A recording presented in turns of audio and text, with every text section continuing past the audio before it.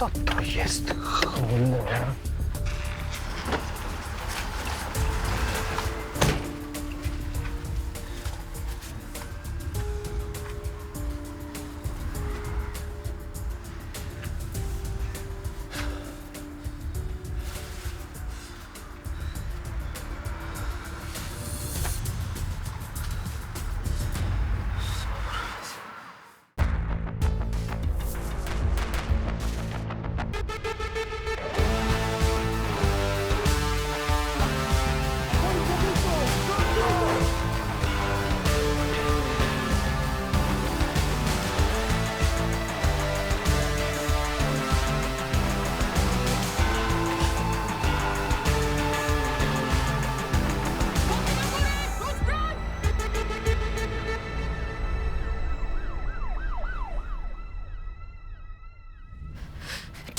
Czekaj, stój! Co się dzieje z moją córką? Nic, daj mi spokój. Wydzwaniasz co pół godziny, a teraz się tutaj zjawiasz. Po co?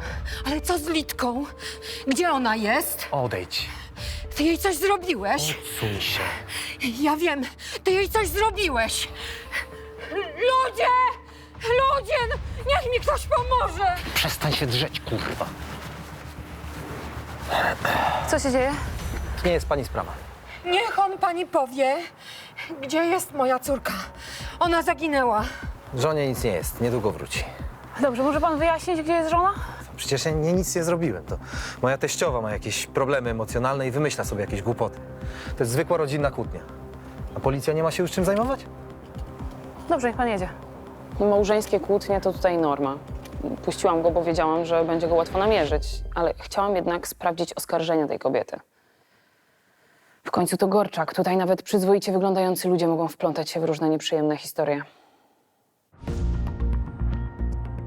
Czyli 4 dni temu ostatni raz kontaktowała się pani telefonicznie z córką, tak? Normalnie to rozmawiałyśmy codziennie, ale 3 dni temu ona nie zadzwoniła, a jej telefon jest ciągle wyłączony. A zięć, jak to tłumaczy? Nawet mnie nie wpuścił do domu. On coś ukrywa. Rozumiem, że pani się niepokoi, ale może nie warto od razu podejrzewać zięcia, że zrobił coś złego córce. Ale ja to czuję. Ja już straciłam syna. Nikt nie wie, co to jest za ból. Jejku, bardzo pani współczuję, naprawdę. Paweł chorował na głowę. Mój Pawełek.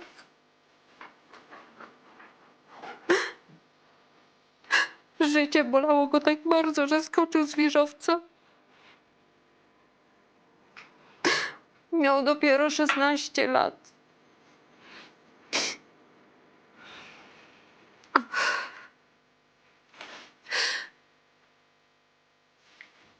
Proszę was, znajdźcie Litkę. Ja bez niej to ja naprawdę nie będę już miała dla kogo żyć. Dobrze, to proszę mi powiedzieć, gdzie pani córka pracuje i czy utrzymuje jakieś bliskie kontakty z kimś? Ale Litka nie pracuje i nie ma żadnych przyjaciół. Krzysiek odciął ją od wszystkiego, że niby dla jej dobra. Teraz tylko on wie, gdzie ona jest. Tylko on. A czy córka mówiła coś o małżeństwie? Skarżyła się na męża? Nie, no tak wprost, no to nie. No ale to nie jest normalny związek. Zięć bywa agresywny? No, coś się musiało stać. Litka nie zerwałaby kontaktu ze mną. Będę potrzebowała jej zdjęcia, może nawet kilka zdjęć, jeśli ma pani... Co? Moje dziecko, moja Licia. Proszę was, znajdźcie ją.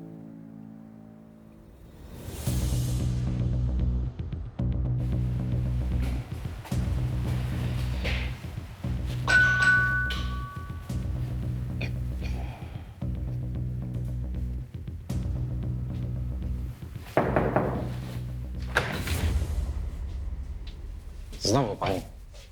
Dzień dobry, sierżant Karolina Wolska, komisariat na Gorczaku. Chciałabym z panem chwilkę porozmawiać. Uwierzyła pani teściowej. Ale moja żona nie zaginęła, więc nie mamy o czym rozmawiać. Traci pani czas. A to pańska żona jest w domu? Nie ma Litki. To chciałabym panu zadać kilka pytań, jeśli mogę. Woli pan tutaj, czy na komisariacie? No, proszę się rozejrzeć. No, nigdzie jej nie schowałem. Proszę wyjść. Dziękuję.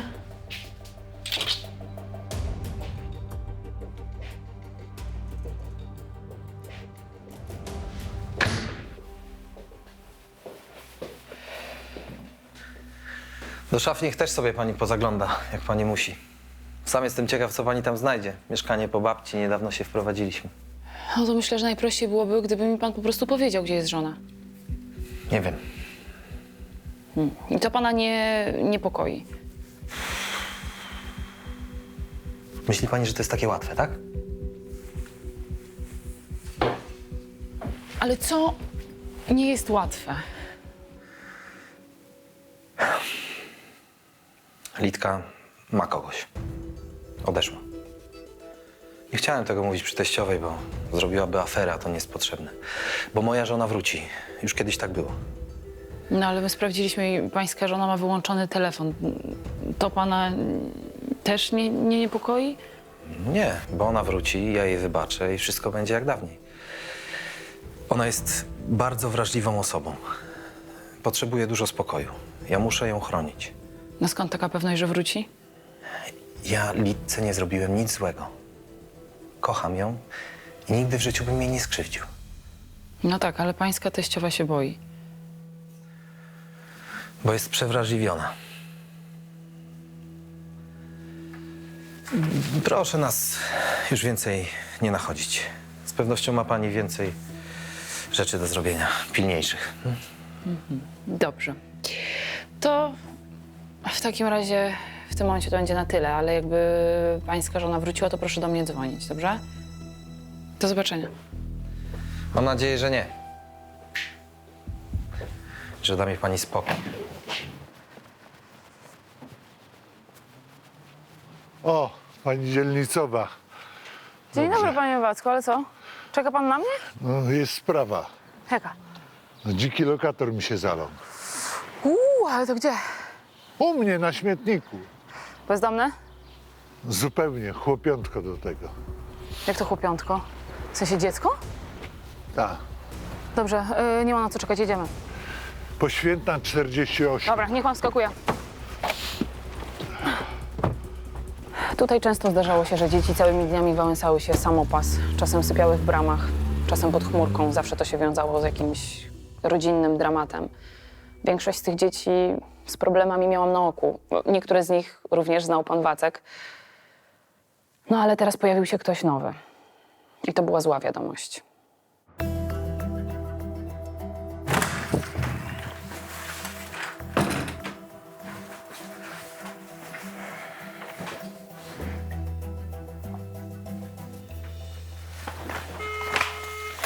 Co tam, kotku? Same dobre wieści. Mam raport patologa w sprawie śmierci Cecylii. W jej krwi znaleziono psychotropy i fentanyl, czyli opioidy. I to w takiej ilości, że mogłyby zabić konia. Czyli to dobrze? Udział osób trzecich został wykluczony. I to już koniec tej sprawy. Oficjalnie ogłaszam, że śledztwo w sprawie Cecylii Kawki, burdel mamy i twojej byłej szefowej zostało zakończone. Wyjeżdżamy? Jeszcze jedna formalność. Musisz przyjechać na komisariat i złożyć wyjaśnienia w sprawie wyników badań DNA. I to najlepiej najszybciej, jak potrafisz. Co? Ale po co? Przecież mówisz, że nikt nie jest podejrzany, bo ona sama to sobie zrobiła. Spokojnie. Dasz im na papier to, co powiedziałaś mi w domu i po sprawie. No dobrze. Muszę iść. Przyjedź. Czekam na ciebie.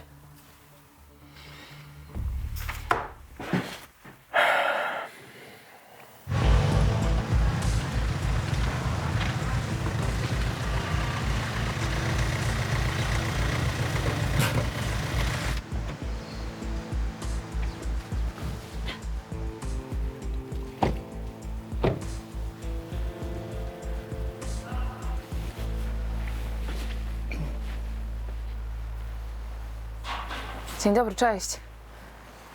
Możemy pogadać chwilkę? Tylko chwilkę, zaczekaj, spokojnie. Spokojnie, ona jest po dobrej stronie mocy. Chcę tylko porozmawiać, dobra? W porządku? To nasza dzielnicowa anioł, nie kobieta. Spokojnie. Jak się nazywasz, co? Nie pamiętam. Nie pamiętasz? No dobra, a gdzie mieszkasz? Tutaj. Widzi pani, jaki sprytny. A gdzie mieszkałeś wcześniej, co? Nigdzie. Gdzie są twoi rodzice, co? Nie wiem. To może pamiętasz chociaż, jak się nazywają? Nie, nie. Niczego nie pamiętasz zupełnie? A masz telefon? Nie mam. No, a jakieś rzeczy osobiste? Mam. Boisz się kogoś? Ktoś cię skrzywdził? Nie wiem, nic nie pamiętam. Pojedziesz ze mną, dobra? Na komisariat, porozmawiamy chwilkę, dam ci coś ciepłego, ogrzejesz się, może sobie coś przypomnisz. Możemy tak zrobić? Nie jadę. Pojedź, tutaj nie możesz zostać. Ona ci pomoże. Pojedziemy razem, dobra? Super, chodź, chodź. Panie Wacku, dziękuję za czujność. Wychłodzenie, amnezja to nie wróżyło niczego dobrego. Wyglądało na to, że chłopiec spędził poza domem przynajmniej dobę.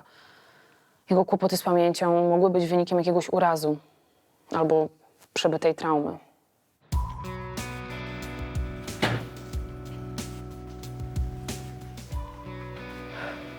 Pani dzielnicowa, a co z moją Litką? Pani Halino, zaraz panią poproszę, dobrze? Porozmawiam, jeszcze się chłopakiem muszę zająć. Chodź.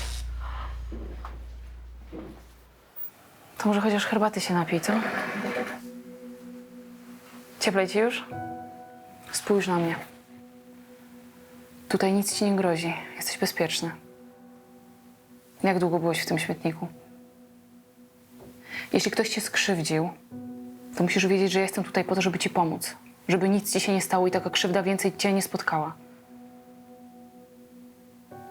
Może spróbuj przypomnieć sobie, jak się nazywasz.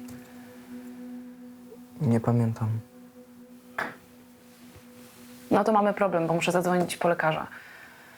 Pojedziesz do szpitala na obserwację. Ja nie chcę do szpitala. Nazywam się Józek. No to już coś mamy. A nazwisko?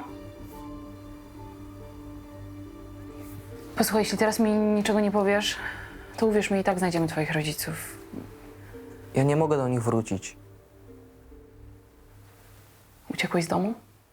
Tak, bo pani nie wie, jak tam jest. Oni znowu będą się nade mną znęcać. Józek, obiecuję, że ci pomogę, ale musisz mi wszystko powiedzieć. Nie wrócę tam. Na śmietniku też nie możesz mieszkać. Jak się nazywasz? Gdzie mieszkasz? Nie mogę powiedzieć. Chłopak nie podał mi swoich danych. Podobnego dzieciaka nie było też w bazie zaginionych. Jeśli rodzice rzeczywiście go krzywdzili albo nie trzeźwieli od wielu miesięcy, mogli po prostu nie zgłosić tego, że młody dał nogę. Sytuacja była patowa. Posłuchaj, to nie jest dobre miejsce dla takich młodych ludzi jak ty. Tam, gdzie pojedziesz, będzie ci po prostu lepiej, okej? O, Aga, skończyłaś? Tak, skończyłam. Okej, zaczekaj. I obiecuję ci, że jak czegokolwiek się dowiem, od razu po ciebie przyjeżdżam. Okej? Okej. Słuchaj, weźmiesz go do sali odpraw, przypilnujesz trochę, ktoś z Izby Dziecka niedługo powinien po niego przyjechać, tutaj są jego dokumenty. No, Jasne. wypełniłam, co mogłam. Opieka Okej. społeczna zawiadomiona. To idziesz za mną. Zapraszam. Dzięki. Dzień dobry. A, dzień dobry. Dobrze, że pani jest. Nie byłam pewna, czy pan będzie, ale chyba dobrze trafiłam. Dobrze, dobrze. Zapraszam. To nie zajmie dłużej niż 15 minut.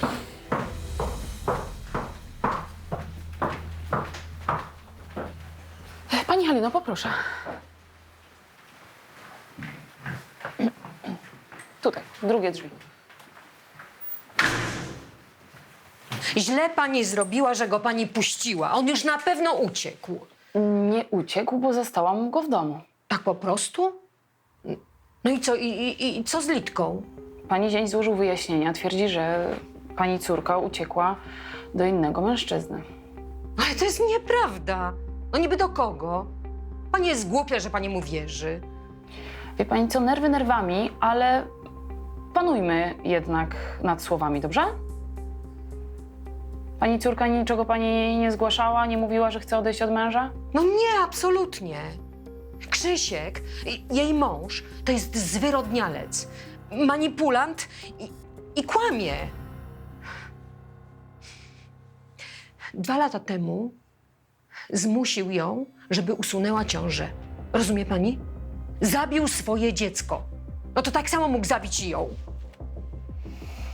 Zdaje sobie pani sprawę z tego, że to są bardzo poważne oskarżenia?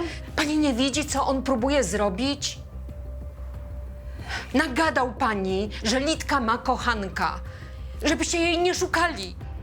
Pani Halino, zgłosiła pani oficjalnie zaginięcie córki. My uruchomiliśmy wszystkie procedury. Szukamy pani córki, szukamy miejsca jej pobytu, sprawdzamy logowania jej telefonu, więc proszę myśleć pozytywnie, dobrze? Przepraszam.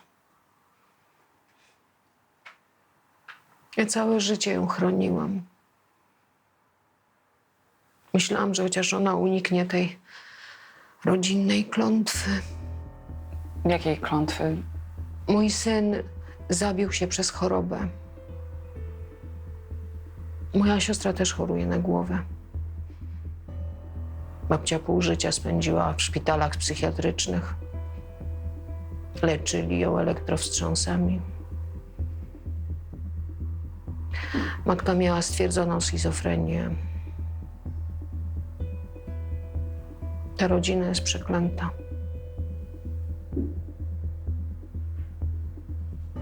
Niech pani ratuje chociaż Litkę. Pani Halino, naprawdę robimy wszystko, co w naszej mocy. Wszyscy są zaangażowani w to. A pani powinna odpocząć teraz. Wrócić do domu, odpocząć. Ale jak nam wytrzymać? Jak same złe myśli przychodzą do głowy. Pod paznokciami denatki znaleźliśmy pani materiał genetyczny. Zrobiliśmy badania, nie ma co do tego wątpliwości. No tak, mógł tam być. Zechcę to pani wyjaśnić. Tamtego dnia powiedziałam Cecylii, że nie chcę u niej dłużej pracować. Ona nie chciała tego przyjąć do wiadomości, zaczęła wrzeszczeć. A potem ją poniosło. Co się dokładnie wydarzyło? Powiedziałam, że wrzaskiem mnie nie zatrzyma. Odwróciłam się i już chciałam iść, a wtedy ona zaczęła mnie szarpać i wtedy mnie podrapała. Jak pani zareagowała? No jak miałam zareagować? Wyrwałam się kretynce i uciekłam. Dokąd? Do domu. Chciałam pobyć chwilę sama, byłam bardzo zdenerwowana tą całą sytuacją. Może to ktoś potwierdzić? Jak wracałam, to minęłam na schodach sąsiada, więc może on mógłby... No to powinno wystarczyć. Długo ci jeszcze zajdzie? Co jest? Mam zaginięcie kobiety z chorobą psychiczną. Skąd się tu z panią wypełnię dokumenty? 10 minut woska. Okej, będę u ciebie. Dzięki.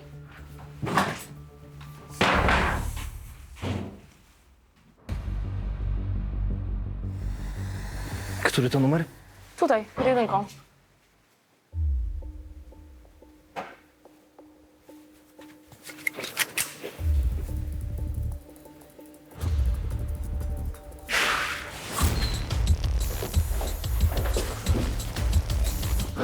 Kuchnia.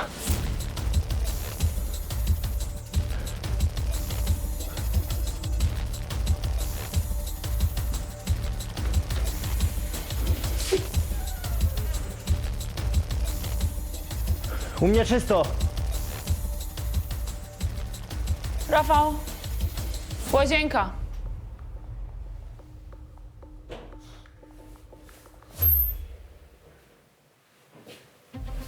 Przyznaj się, albo ona zginie. To krew? No albo ma tak wyglądać. Techników trzeba wezwać. No, trzeba. Litka? Litka?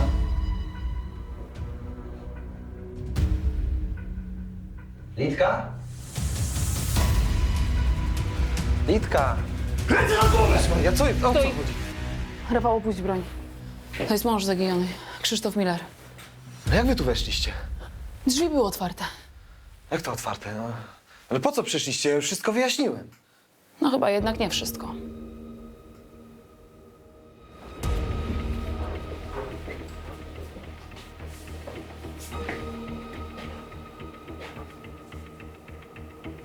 Co to znaczy? Skąd mam wiedzieć? Zostawił pan drzwi otwarte? Nie było śladów włamania. Nie, ja zamykałem na klucz, jak zawsze. To ma być jakaś chora gra? Gdzie do cholery jest pańska żona? Panie Krzysztofie, to nie są żarty. Jeśli nie chce pan tutaj z nami rozmawiać, to pojedziemy na komisariat. Bo to wszystko może być skutek choroby mojej żony. I co, ona tu przyszła i wymazała to na ścianie? Po co? Litka od lat cierpi na nawracające psychozy o nieustalonym podłożu. Jej matka wam nie powiedziała? Ona tak. Ale pan mnie chyba jednak okłamał. Dalej pan twierdzi, że żona uciekła z kochankiem? To nie jest takie proste. Pomóżcie mi. Dobra. Technicy tu przyjadą i zabezpieczą ślady. A pan pojedzie z nami na komisariat. I tam pan nam wszystko wyśpiewa. I tym razem bez kręcenia. Zapraszam. Wyjaśnienia męża poszukiwanej kobiety kompletnie nie trzymały się kupy. Z jednej strony twierdził, że uciekła z kochankiem. Z drugiej strony, że winna jest jej choroba. A napis był szantażem skierowanym do niego, więc prawda mogła być jeszcze inna. Dlaczego okłamałbym dzielnicę, bo mi powiedział, że żona uciekła z kochankiem? Bo ja sam już się w tym gubię. Naprawdę. A może nie chciał się pan przyznać, że to przez pana żona ma kłopoty, co? Litka to bardzo specyficzny przypadek. Przypadek? Tak pan czule nazywa swoją żonę? Bo Litka była moją pacjentką. Tak się poznaliśmy. Tyle, że nasza znajomość wyszła poza terapeutyczne relacje i zakończyliśmy terapię, żeby być razem. Dostaje leki, samowolnie odkłada je, jak jej się polepszy. Potem ma zjazd i staje się nieprzewidywalna i okrutna. Agresywna? Też w specyficzny sposób. Chcieliśmy mieć dziecko. Zaszła w ciążę. Ja miałem nadzieję, że dziecko pomoże jej jakoś w dojściu do zdrowia. Ale się nie udało. To znaczy?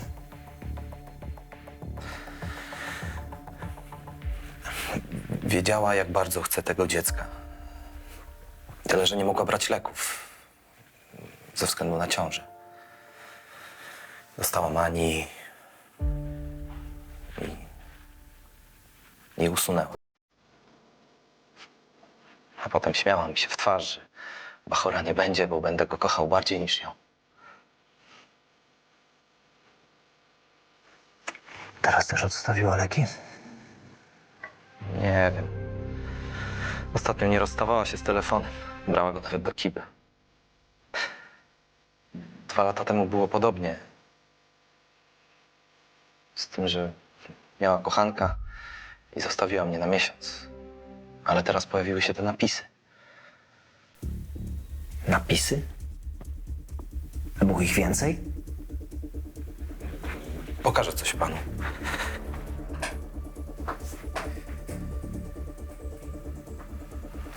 To jest mój samochód. 3 dni temu. Ktoś to zrobił. Przez ciebie ona umrze. Nie wpadło panu do głowy, że trzeba wezwać policję?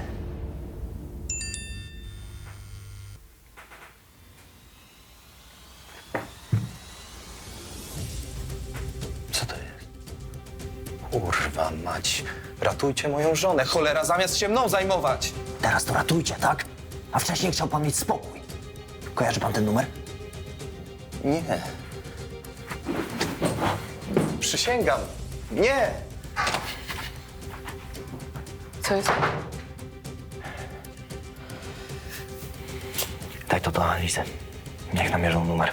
Okej, ale myślisz, że to jest jakaś jego zagrywka? Bardzo możliwe. Ale póki co przede wszystkim szukamy tej kobiety. Nadal traktujemy to jak porwanie. Będę potrzebować billingów z ostatnich 3 tygodni z jego i jej telefonu. Jeśli miała jakiegoś kochanka, to musiał się z nią często kontaktować. Kochanka albo porywacza. Jeśli te groźby są prawdziwe, to może nie mieć wiele czasu.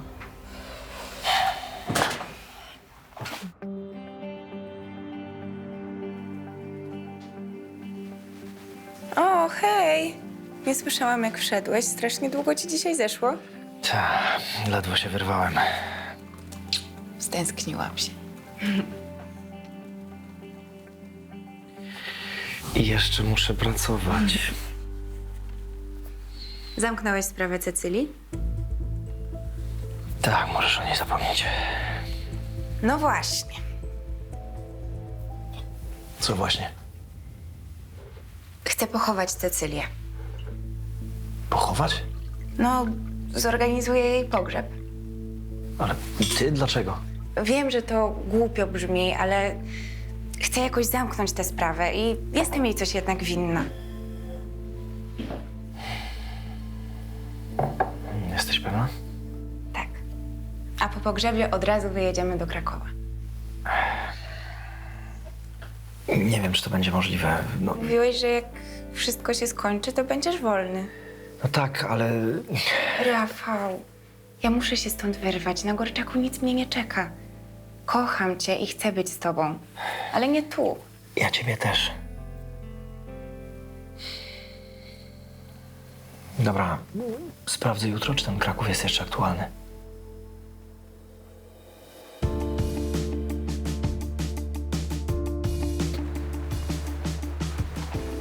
Dzień dobry, panie Wacku. Co pan tak wcześnie na nogach?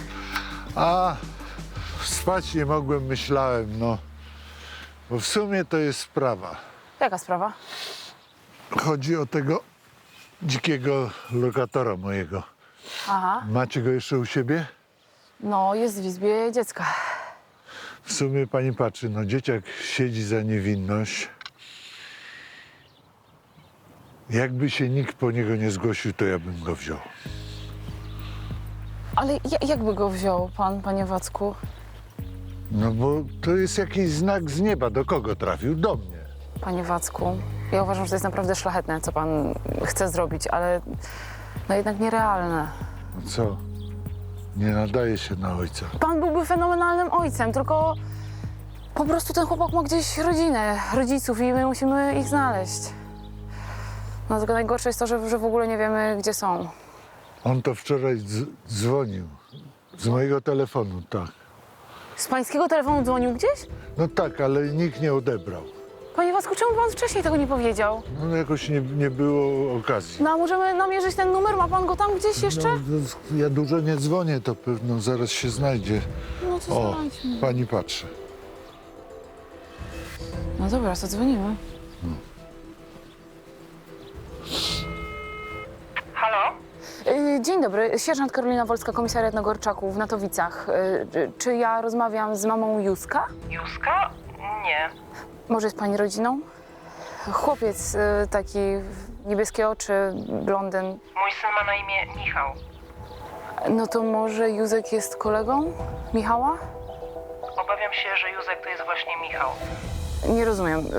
My znaleźliśmy chłopaka w altance śmietnikowej przy ulicy Poświętnej 48. na Gorczaku. Chłopak wygląda na naprawdę straumatyzowanego. No, śpi w jakichś śmierdzących łachmanach. Jak jest ubrany? Stare łachy? Ja nie rozumiem, co panią tak bawi. Ja przekazuję to, co mówi chłopak. Chłopak mówi, że uciekł z domu, bo rodzice się nad nim znęcają. O nie, to straszne. Znęcamy się, no. Ja naprawdę nie wiem, co panią tak bawi. Gdzie on teraz jest? Zamknęliście go? No, jest w izbie dziecka. Dobrze mu to zrobi. Ale jak to dobrze? Przyjadę z mężem po syna, ale dotrzemy tam dopiero za kilka godzin. Mamy do przejechania ponad 200 kilometrów. Dobrze, to zróbmy tak, że ja go po prostu przywiozę na komisariat na Gorczak, dobrze? Wyślę zaraz pani adres. Doskonale. Jakiś potwór ta matka. Mam nadzieję, że nie. Chłopiec albo nas okłamał, albo nic nie pamiętał. Ale reakcja matki kompletnie mnie zaskoczyła. Co to miało być?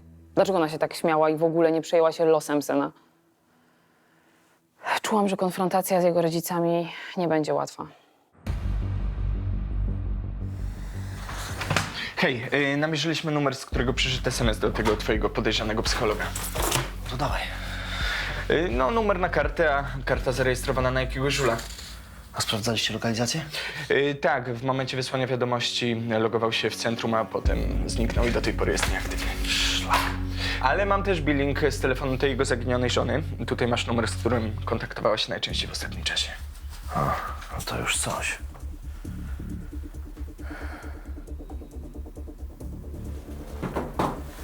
Zobaczymy, kto odbierze.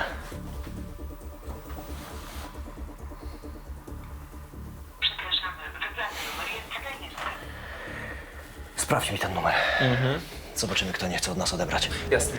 I zlokalizujcie go po BTS-ach. Jeśli jest sygnał, to znaczy, że można go namierzyć. I jedziemy z tym koksem. Z każdą godziną maleją jej szanse. Dobra, będę coś miał, to dam znać. Nie chcę tam znaleźć trupa! Chodź, proszę cię, no. Nic ci to nie da, naprawdę, Michał. Twoja mama już jedzie tutaj. To nie jest moja mama, nie chcę. Dobrze, musisz, chodź. Pomóc? Nie, dam sobie radę. Nie chcę jej widzieć, boję się jej. Rozumiem, że się jej boisz, tylko uwierz mi, ja tam będę ciągle z tobą, nic ci się nie stanie, rozumiesz? Oni mnie biją, to są psychole. Teraz już na pewno mnie zabiją, nie wrócę tam, nie może mi pani kazać. Spokojnie, Michał, posłuchaj, ja muszę przesłuchać twoją mamę. Musisz się z nią zobaczyć. Jeśli dowiem się, że coś ci grozi, obiecuję ci, że nie pojedziesz do domu. Zaufasz mi? Nie. Psycholog już na ciebie czeka, chodź, porozmawia z tobą, przygotuje cię do tej rozmowy, chodź. Znaleźliśmy tego niby kochanka Lady Miller. Jedziesz? No jadę, zaczekaj, odprowadzę młodego, dobra? Dobra, Czekam na dole. Dobra, chodź. Chodź, już nie mam czasu, naprawdę.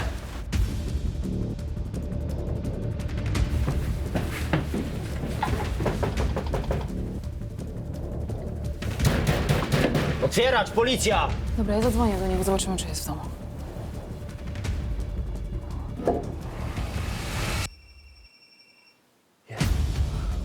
Albo zostawił telefon. No dobra, spróbujmy. To co, Wolska? Wyjebujemy drzwi? O co chodzi? Komisarz Szafana, co sierżant Karolina Wolska z komisariatu na Gorczaku. Tylko ma wicher? O co chodzi, bo nie mam czasu. Tu będziemy rozmawiać, czy? No dobra, wchodźcie, ale ja muszę zaraz wyjść, umówiony jestem.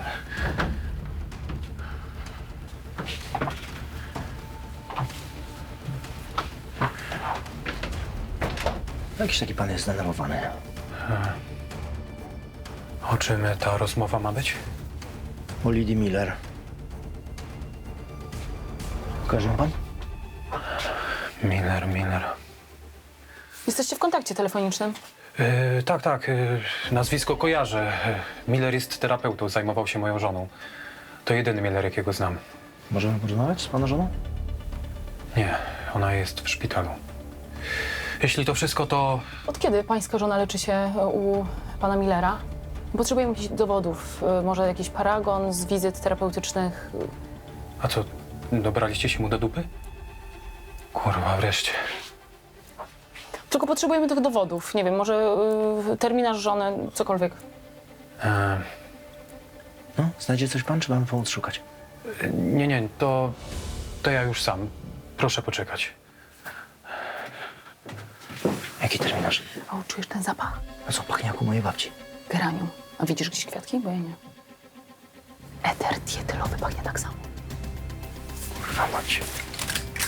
Zapach geranium również we mnie budził miłe skojarzenia, dlatego od razu go wyczułam. Ale ze szkolenia wiem, że tak samo pachnie eter dietylowy, którym kiedyś usypiano pacjentów do operacji. Porywacz mógł z łatwością unieszkodliwić nim ofiarę. Szukam tej teczki, ale nie mogę znaleźć. Odsuń się od łóżka! Ręce nad głową i na kolana! Co jest? Ale ja nic nie zrobiłem. Ja muszę do żony. Ja muszę do żony. Cholera, Rafał! Żyje? Ona śpi tylko. Brak oddechu. Jasne. Cholera jasna, pulsu też nie wyczuwam. Żeby przeżyła, bo inaczej z pierdla nie wyjdziesz. Ona tylko śpi. Zamknij się! Elizy Orzeszkowej 156/17. Komisarza Faunocoń. Mamy kobietę bez oznak życia, prawdopodobnie zatrucie eterem dietylowym.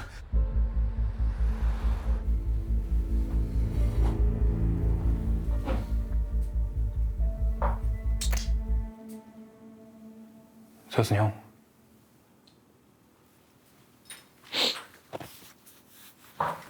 Nie żyje.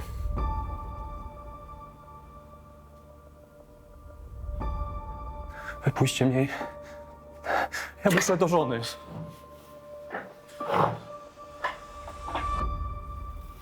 Co ty miałeś w głowie, sukinsynu, co? Co ta kobieta ci zrobiła? Chciałem, żeby Miller się przyznał, że skrzywdził moją Olę.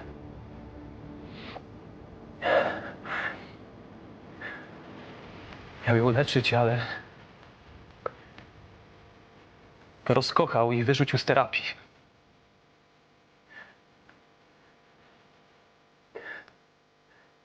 Ona jest taka słaba, załamała się. Zażyła leki i podcięła sobie żyły. Ona jest teraz w śpiączce i może się już nie obudzić. Wszystko przez tego chuja Millera. Powinieneś był siedzieć przy jej łóżku. Mało ci było jednej tragedii?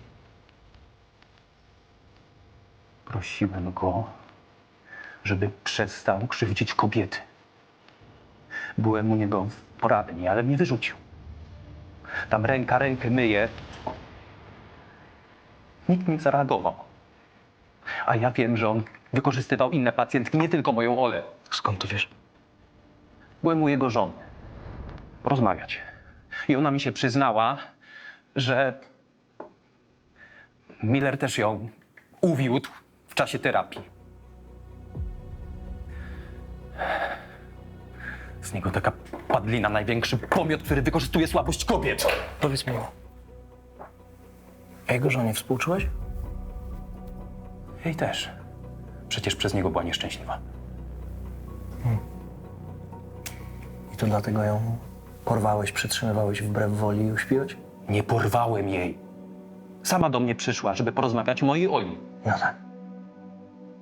A ty po prostu nie pozwoliłeś jej wyjść. Nie mogłem. Chciała wrócić do tego śmiecia. A on musi mi za to wszystko zapłacić. Zabrałem jej telefon, klucze.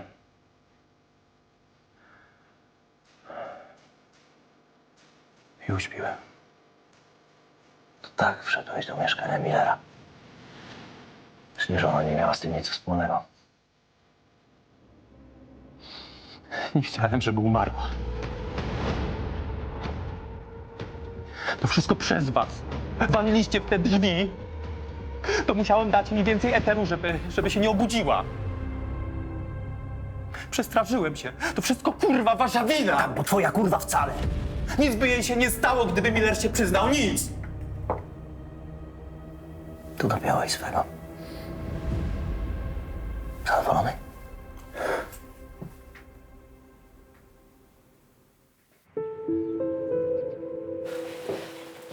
O, dzień dobry, pani też tu jest.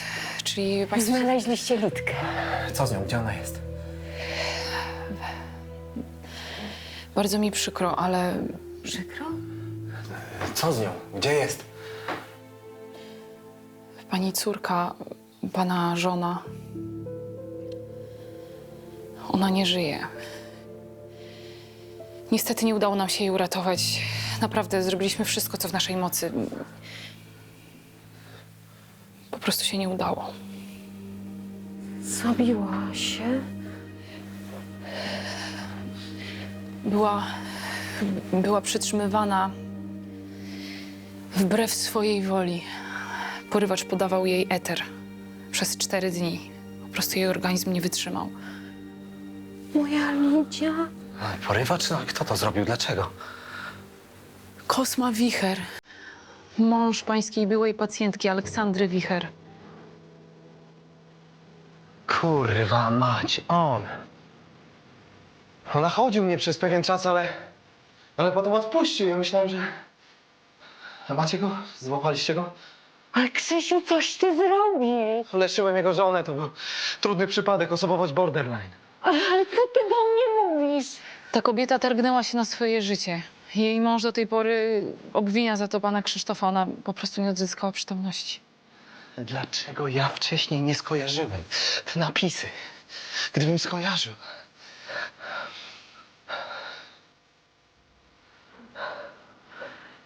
Zamordował, zabił mi dziecko.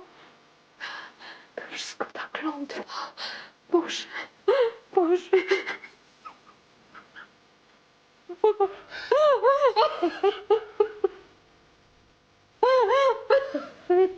Za tą tragedią stały skrajne, trudne do opanowania emocje. Kosma Wicher za próbę samobójczą swojej żony obwiniał terapeutę. A jego ból i desperacja doprowadziły do drugiej tragedii. Ta sprawa skończyła się źle. Bałam się, że tak samo może skończyć się historia z bezdomnym chłopakiem. Że nie będzie miała happy endu. Wie pan, o której będzie pani się Wolska? Byłyśmy umówione, powinna być już tutaj. Dzień dobry, a pani może do mnie? Dzielnicowa Karolina Wolska. Milena Królicka, dzwoniła pani do mnie. Jestem mamą Michała, znanego tutaj jako Józek, zdaje się. Michał nie jest bezdomny, odstawia jakiś cyrk. A czemu miałby udawać? Nie kupiliśmy mu nowej konsoli, a starą rozbił. Aha, czyli to jest taka zemsta. A on wcześniej uciekał?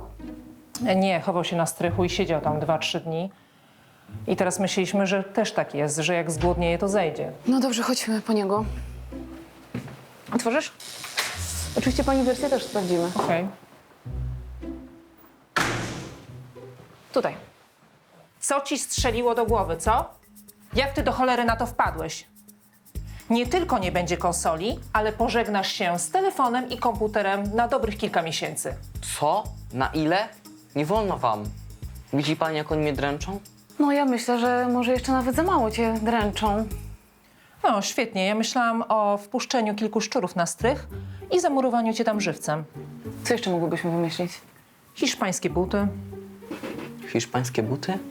Tak, to są takie metalowe buty, które rozgrzewają się do czerwoności. W środku są kolce.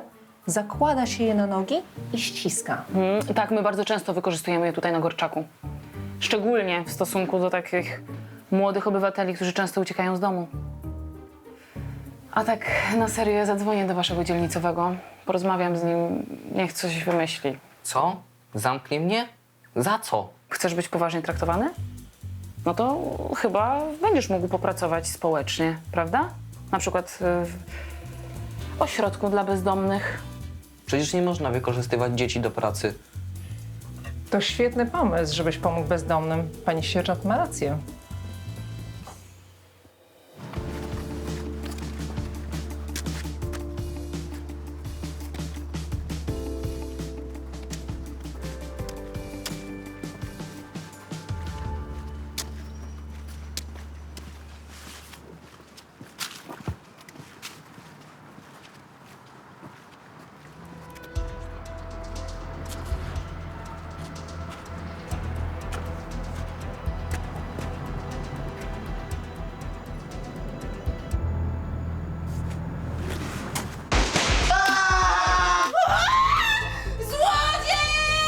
A może to pomyłka jest? To może być jakaś wtyka. Powiedz mu, że ja żartowałem, to ten twój chłopak jest? Panie, teraz wszystko takie drogie, że aż strach. Nie możemy niestety przyjąć tego zgłoszenia. Niska szkodliwość czynu, pan rozumie. No. Pokazuj, co masz w kieszeniach. Ej! Co nic? Co nic? Co nic? Sięgam nic! Grzeczniej! Łapy! Ręce! Ręce mówię!